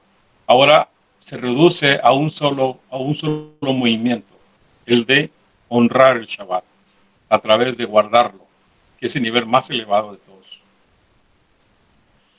Lo comento porque debemos cada vez más, así los años nos pasen, debemos de ser cada vez más respetuosos, cumplir más con la orden de guardar el Shabbat. Y de esa manera nuestras vidas serán exitosas, tendremos más afinidad con el Creador. Algo que una persona me preguntó en estos días es si lo que estaba diciendo en las parashot pasadas eran verdades, pero no verdades, sino que lo que estaba diciendo de que la vida de nosotros puede cambiar. Y les digo que sí, en absoluto que sí. Nuestras vidas pueden cambiar, ya sabemos, el momento que estudiamos Torah. Pero el momento que estamos estudiando Zohar y estamos entendiendo cada secreto que está dentro de la Torah, y que la Torah nos facilita el trabajo para la vida cotidiana diaria. Y el Zohar nos da el alma, la vibración especial que tiene este mandamiento. Entonces brincamos a un mundo feliz, un mundo completamente diferente, exitoso. Y el Creador, a través de la Shekinah, nos otorga todas las bendiciones. Somos, como podríamos decir, un hijo que cumple, un hijo que es amado por el Creador. y el Creador responde de esa manera. Por eso sabemos que es cierto, sabemos que es verdad todo lo que está escrito, y que lo que estamos hablando de los comentarios a los secretos del cielo, del Zohar, y extendidos de una manera como lo estamos haciendo, es una forma de una vida diferente, una forma de vivir diferente. Preguntas antes de retirarnos, no sé qué horas serán, pero aquí creo que cerca de las 8, ¿no? Ya son las 8 ya con ustedes. Ok. Ahí contigo son las 12 ya. Las 11. 11. ¿Preguntas? ¿No hay preguntas? Sí, Mario, buenas noches. Habla Ricardo. Ricardo. Estaba escuchando. ¿Perdón? Adelante. Estaba escuchando la respuesta que le comentó a Xiomara de cuando las personas vienen de la guerra y traen la energía. Entonces, mi pregunta es, cuando el ser humano se ha metido en el mundo de las drogas, que ha caído bastante, ha caído llegado al profundo y se ha reestructurado y ha tenido una salida social limitada por las consecuencias de la droga, ¿qué tanto genera allí para que él pueda comunicarse con las demás personas lineados a la luz? ¿Qué pides? ¿Una recomendación o qué es lo que quieres saber? Pues quiero saber si también esas personas que han estado matándose de una manera con el consumo de la droga, qué tan asesinos son entre ellos mismos y también con su comportamiento con la boca, han expresado diversas palabras que matan de una forma a otras personas al dañarlos o darles una maldición o grosería. Por estar en ese mundo de las drogas, ¿qué tan energéticamente puede influir pues en su vida para que se pueda recuperar e integrarse a la vida cotidiana? Bueno, la ordenanza que se nos dio del momento que fuimos creados es que debemos de respetar el cuerpo que tenemos. Es un vehículo que el Creador, es una vestimenta que el Creador nos da para que el alma se llene, se vista el alma, y esto es una vestimenta. La vestimenta debe ser entregada perfecta, así como la recibimos. Entonces, en la Torá aparecen muchas ordenanzas, como el raparse, el ponerse tatuajes, el usar los conductos, todos los conductos, para algo opuesto, ¿verdad? La nariz es la forma de vida para respirar. Entonces, si obstruimos con drogas, dañamos toda la estructura pulmonar, dañamos toda la fuerza del ruach. Si usamos la boca para consumir los objetos que nos destruyen, también estamos haciendo un daño a todo el sistema digestivo. El caso es que el cuerpo comienza a tener una falla completa. Eso no es nada, porque la ordenanza está muy clara en la forma como el Creador nos ha dado. Y no nomás una persona que mata a otro humano. Hay muchas instrucciones. Un hombre que le pega a su mamá una cachetada, o a su papá le da un golpe en la cabeza, en ese momento quedan dañados. ¿Por qué? Porque hay una maldición que está escrita que le va a afectar toda su vida. Y entonces las fuerzas de la oscuridad aprovechan cada movimiento falso para dañar a la persona. ¿Cuál es el daño más importante que ocurre? Que la Neshama se va a separar. La chispa divina que tenemos, el alma divina que tenemos, se separa. No puede evitar el momento que el cuerpo está siendo utilizado para objetos o movimientos que no son ordenados en la Torah. Se separa la fuerza de la Shekinah, y entonces, prepara la fuerza de Neshama, y entonces quedamos vacíos. Somos una estructura humana que habla, pero es vacía. Está vacía, no tiene vida. Y así podemos vivir muchos años. ¿Qué es lo que hay que hacer? Pues siempre en todos los casos es recuperar. ¿Y cómo se va a recuperar? Regresando al principio otra vez, de volver a recuperar su cuerpo, recuperar su nefesh. A veces el nefesh están como los alcohólicos, están tan dañados que no quieren dejar el trago, no quieren dejar el licor, y están sujetos a la fuerza del mal. La Neshama ya no está con ellos, ya no responde. por eso los cambios de conducta son notables. Y no nomás en los alcohólicos, en toda la gente que hace algún movimiento, tomando uso de su cuerpo. Entonces, como dijimos, el procedimiento es el mismo. Convencerse de que hay que hacer un arrepentimiento profundo, una teshuva, para salirse de ese mundo del caos y entrar al mundo a la luz.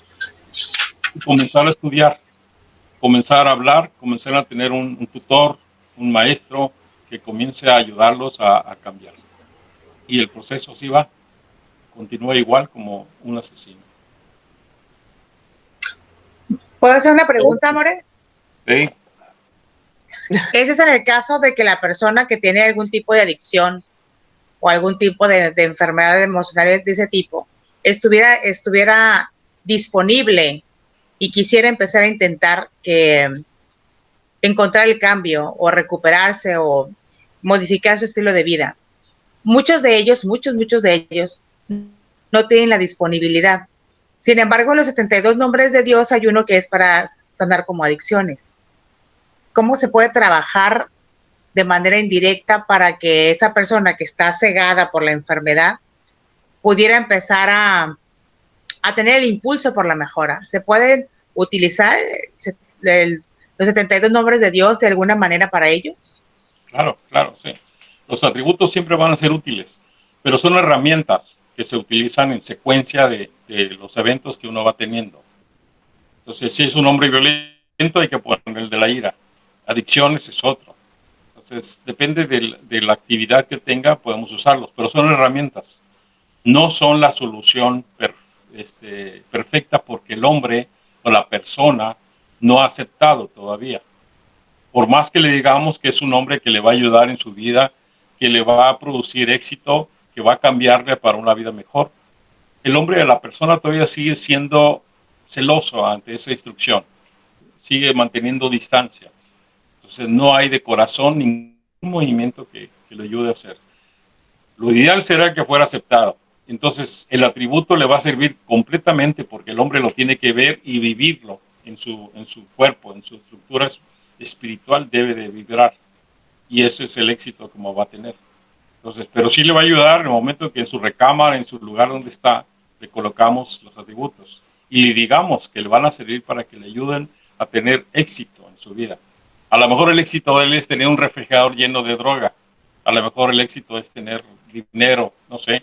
Pero el entender éxito para cada uno lo va a llevar a que se va a motivar por algo que le están diciendo que es como va a tener éxito en la vida. ¿Ok? Muchas gracias. Okay. Es un trabajo difícil, Gemara. Sigo pensando, ya me dieron instrucciones de cómo hacer para entrar a la cárcel, a la penitenciaría. ¿En serio? Es un trabajo muy difícil, no me gustaría, realmente no me gustaría, por la contaminación, por la desgaste emocional, y pues estamos entrando a otro mundo completamente difícil. Es un mundo muy oscuro. Y lo que vi también es que quien tiene el control es una monja, la madre, no sé qué, que es famosa ahí en la cárcel. Ah, sí, la madre Ella es la que tiene el control de esto, los permisos y los espacios y todo. Entonces, pero entran muchas líneas. También está el pastor Mijangos, por ejemplo, que es cristiano. Hay diferentes líneas porque hay diferentes grupos también para entrar a la cárcel de varones. Sí, realmente la madre sí tiene mucho control de alguna manera y es altamente respetada por la mayoría de los presos.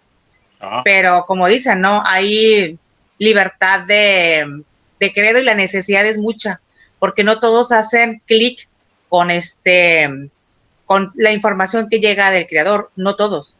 Hay algunos que les hace falta un poquito más, tener como la certeza de que realmente están haciendo comunión con el creador. Yo creo que, aunque es difícil entrar, y ese es un mundo de contaminación, y está lleno de diferentes personas con patologías mentales como psicópatas, narcisistas, psicópatas antisociales, pero también hay muchos de ellos ya están cansados de esa vida.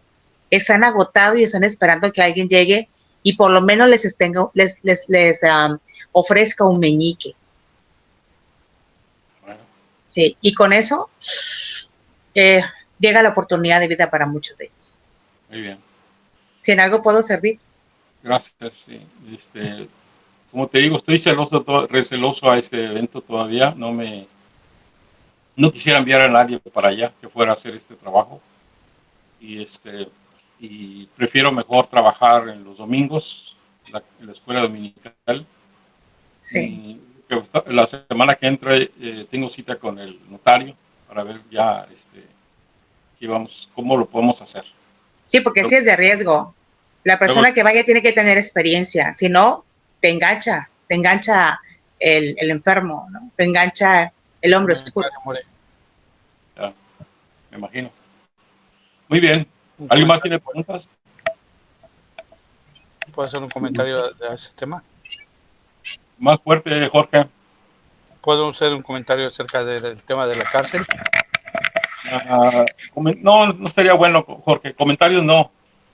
No, ahorita no. Ya nos vamos, ya estamos retirándonos. Se están retirando. Sí, porque yo cada que entro ahí me ya son las 11 para Gilel y quedamos que eran 2 horas nomás, de 6 a 8.